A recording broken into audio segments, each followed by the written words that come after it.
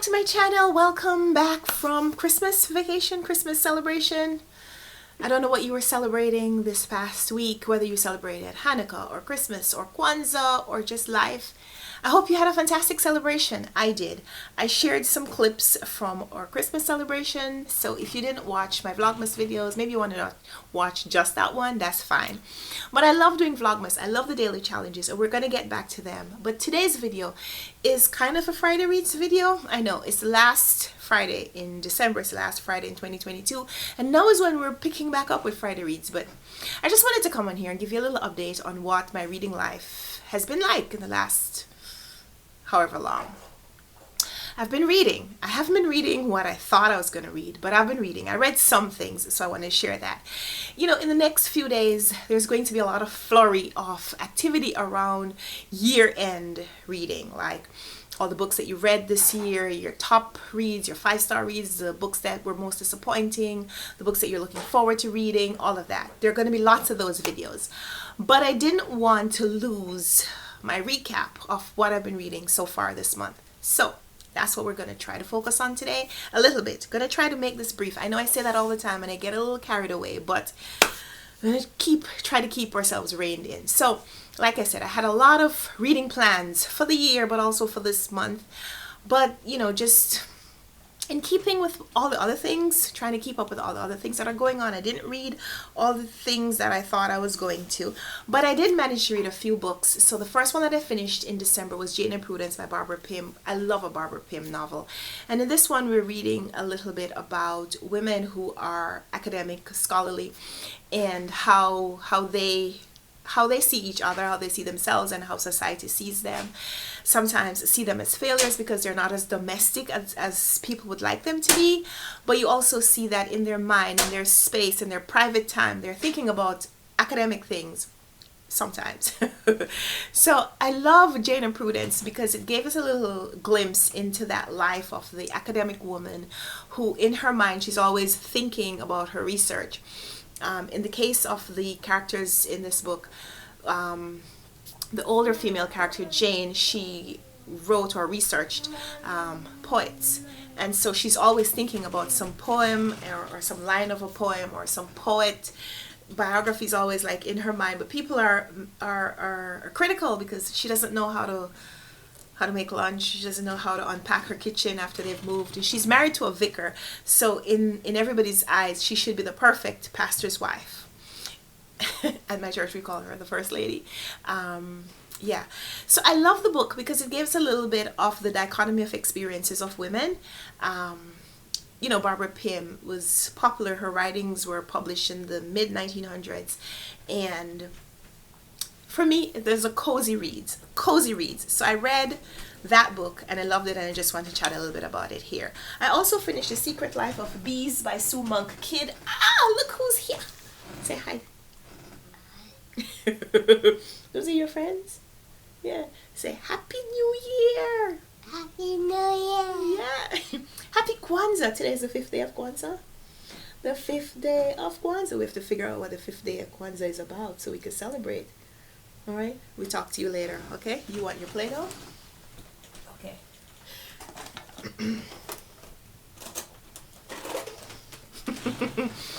We've been celebrating, we've been learning together about Kwanzaa. I've never celebrated Kwanzaa before. We're still not celebrating, but we're learning about it. She's been learning about it at school. So yeah, the next book that I read, finished, was Sue Monk Kidd's Secret Life of Bees, which I also really enjoyed because we're reading about two people who are very different, a teenage white girl and the black woman who has been working in her household after the death of her mother, who is more like a mother figure to her, but we also see this white girl because of her whiteness and her able to protect the black woman, that the maternal care goes both ways. Thought that was a really interesting addition to the book. Book is set in the mid-1900s, 1960s, I guess, around the time of the civil rights movement.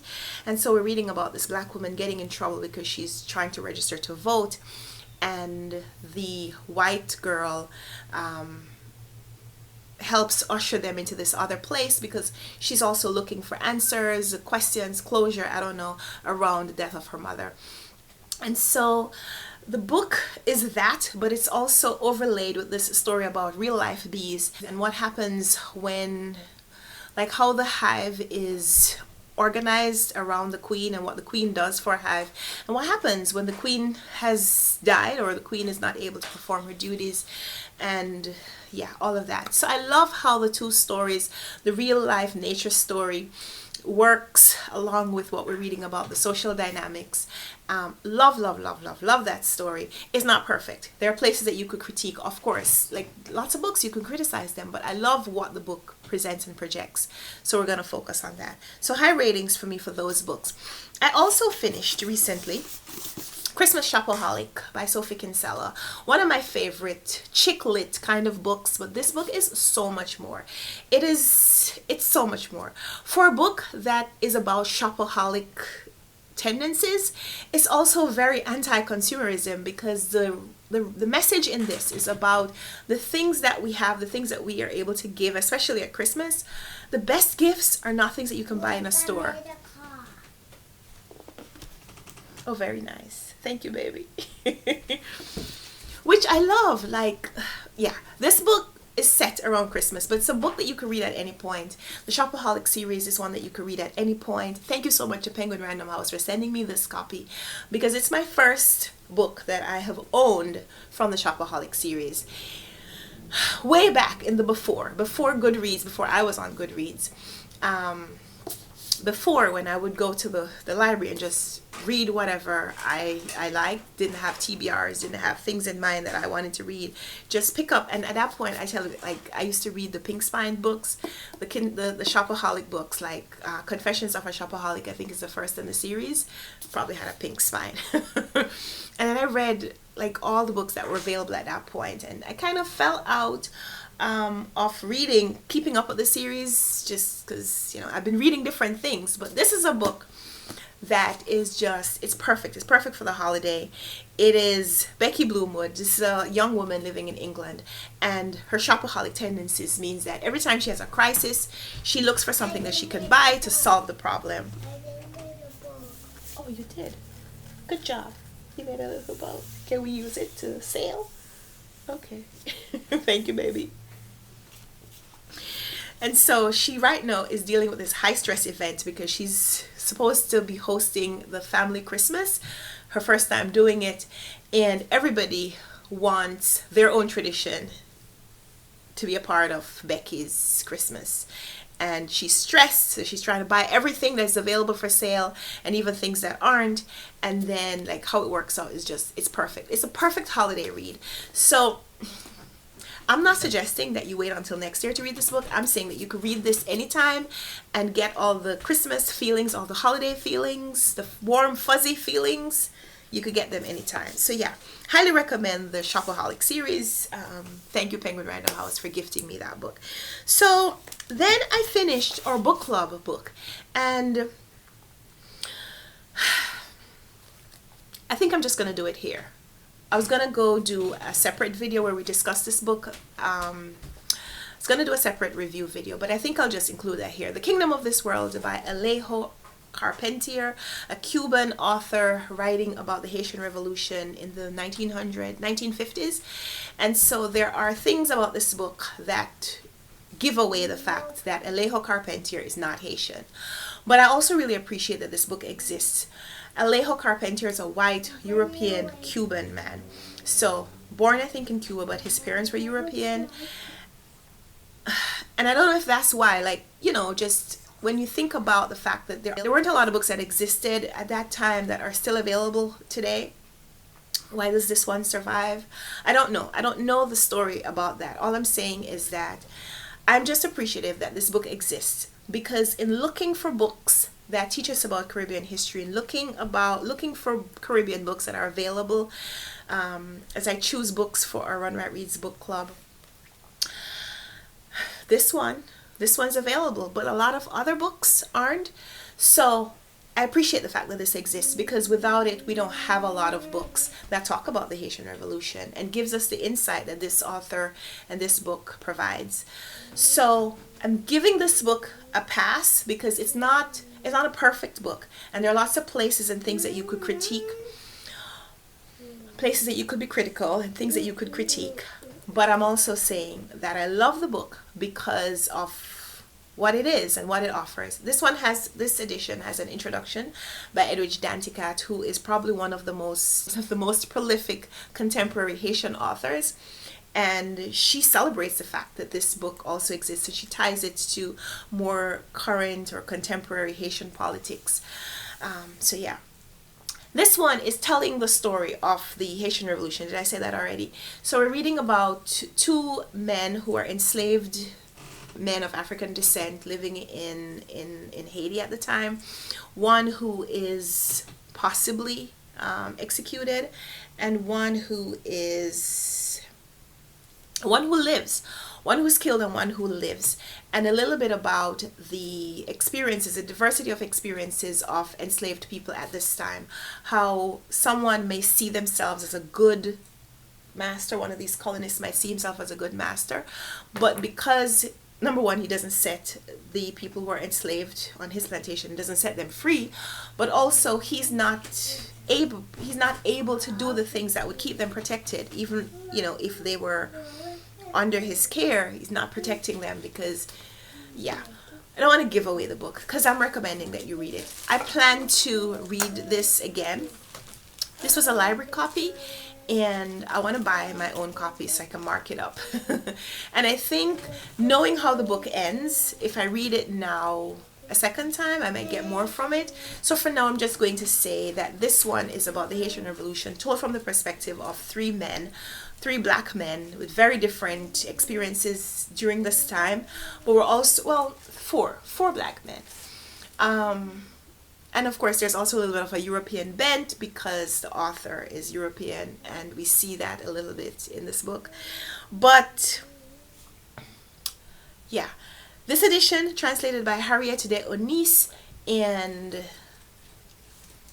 a solid 4-star rating for this book. Solid 4-star. Some of that, like I said, the book is a little grandfathered in for me, so I give it a higher rating because it's a classic. Probably would be more critical if this was a contemporary author. Those are the books that I have finished thus far in December. These are the books that I am working on finishing the next 2 days, because trying not to bring any of these books over into 2023 reading. So this one, Toni Morrison's short novel, I still don't know how to pronounce this, Recitatif.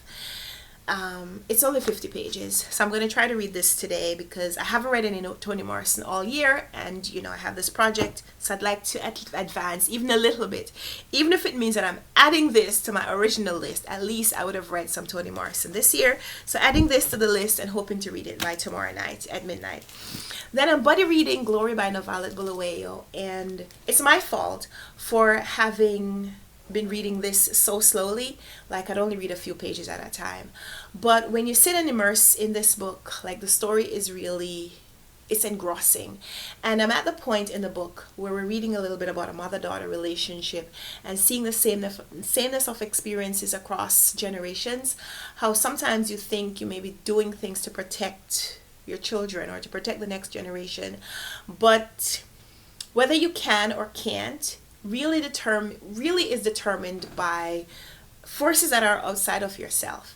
And so there's a section that I just read that was just really profound. This mother-daughter experience, 2 goats. Did I mention, or I'm sure you know, that this book is characterized by animals. People are animals, and it's a little bit about Zimbabwe politics and the revolution, or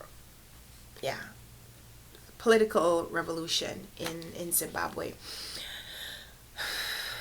The revolution that overthrew Robert Mugabe, is that what happened? So immersed in this book because I need to finish it, and so I'm buddy reading, checking in with my buddy readers and reading and enjoying it a lot more now than I was before, because I'm spending more time with it. Then Britta, hi Britta. Britta and I have been buddy reading The Golden Notebook by Doris Lessing since the middle of November. I haven't been spending a lot of time with this book. It's a book that I read in spurts. So I read 100 pages and then I put it down for 2 weeks and then I read 100 pages. And that's not the right way to read a book. Let's just say that there are right ways and wrong ways to read books. Because sometimes when you take too much time away from a book, it gets disjointed in your mind. Like so many other things have happened. Like in reading this book and reading this book, these are both talking a little bit about revolutions and how people sometimes exchange rule from, one dictator to another, or one ruler, one authoritarian regime to another, and the question about whether it's right or better, whether it's a better experience to be ruled over by someone who's like you or someone who's unlike you, that gets asked in one of these books. But at this point I can't tell you which one just because reading those two books at the same time, or I was finished The Kingdom of This World. But yeah, reading this book, I feel like I started, when I got into about page 100, and I stopped and restarted the book because I had taken so much time away from it. I can't do that at this point. Like, this is where I am. So this is the beginning, this is the end, and I'm about here. So I'm about 2/3 of the way in. I have about 200 pages to read. I can't stop now and restart it. But Britta has been waiting patiently for me to finish so we can chat about it. Britta, update coming probably today. Today, Britta. Today's the day that's gonna happen. So yeah, we'll talk more about this when I finished. It's an important book. But there are sections in this book that kind of drone. We're reading someone's kind of stream of consciousness or notebooks, and I don't know. It's a little different. But again, this was a book that was published in the mid 1900s. And so again, the grandfather clause is, these books are just like grandfathered into the system. You have to read them because they were important. They add some perspective, they add some education. And you just want to know what these authors were saying. You just want to know what these authors were saying and why it was important what they said. So yeah, I'm reading this, and I think when I make that full burst to take it from where I am to the end, I'm gonna really love it. That's my prediction at this point. And so yeah, the last book that I have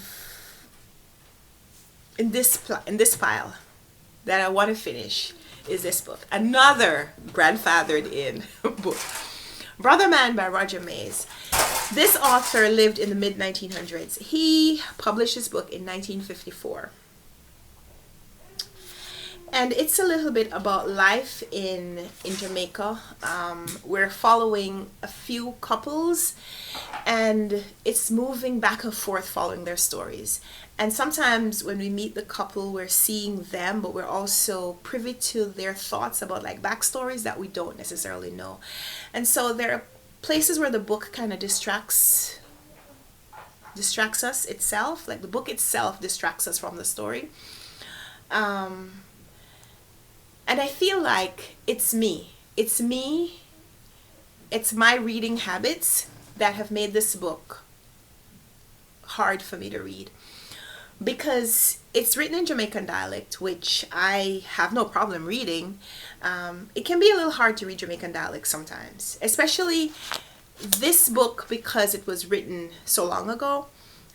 It's not necessarily how people speak now, or at least not how people write, how they speak now. So there's that. But they're also talking about some things that are not completely familiar to me.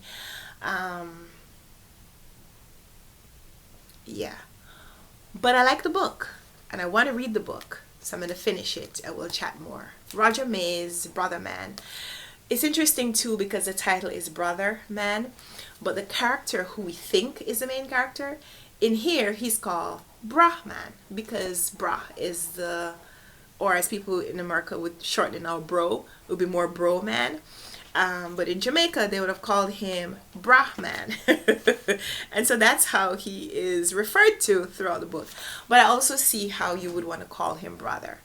And he's Rastafarian, and so there's a little bit of the Rastafarian culture in the mid 1900s, which is interesting for me to read because Rastafarians are viewed very differently now than they were in the 1950s, I'm pretty sure. They were a very marginalized community. I think people are a lot more open-minded towards Rastafarian culture now than they were in the 1950s. I'm just going to say that. So disagree with me if you will. So yeah, those are the books that I have read and I'm reading right now. And just want to add, got this stunning cover from Penguin Random House yesterday. It's the only book that I have gotten. No, I'm pretty sure that's not true. But this is probably the last book that I will get for the year because the year ends tomorrow. So I had to show you on here so that I could include it in an official 2022 video because I don't know when my haul will come. So yeah, that's what's happening over here in the reading world. Thank you so much for watching. Thank you for being here. Like I said, give this video a thumbs up if you liked it. Subscribe if you want to see more. We'll be back soon with lots of other videos. I still have some thoughts about what we're going to be doing in 2023, what we're going to be doing that's the same and what we're going to be doing that's different. I made a video where we chatted about the books that we're going to be reading for the book club. I would love to have you join us. So I'll link that down below so you can go check out that list. If you like, we're going to be reading Poppy Show or One Sky Day by Leonie Ross in January. So join us for that one book if you would like to just kind of check us out, to audit the book club, if you will. A list of books that I read going to be coming soon. List of my 2022 reading. Books from my 2023 reading. Books from my 2023 TBR. Also anticipated. And Heidi from My Reading Life does this thing where she tries to balance the number of books that she reads each month with the books that she is acquiring, bringing into her home to try to keep her TBR at a more stable number. And I'm thinking about doing something similar. What happened, baby? Just tell the people bye, all right? So I'm thinking about doing something similar, but it's going to require me counting the number of books that I have unread, and I'm not sure that I want that information. At least not until I've read some of the books that I own. So I don't know. We're still thinking about 2023 plans over here. So what I'm saying is that things are evolving, and I'm hoping that you'll join me as we go through the evolution together. So not revolution. A lot of the books that we read recently were revolutionary. This is evolutionary. Thank you so much for being here.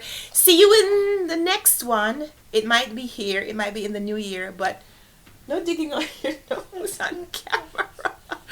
It might be here, it might be in 2023, but wherever, I hope you will be with us for it. Look forward to chatting with you. Until then, Happy New Year and happy reading. Bye. Say bye. Bye.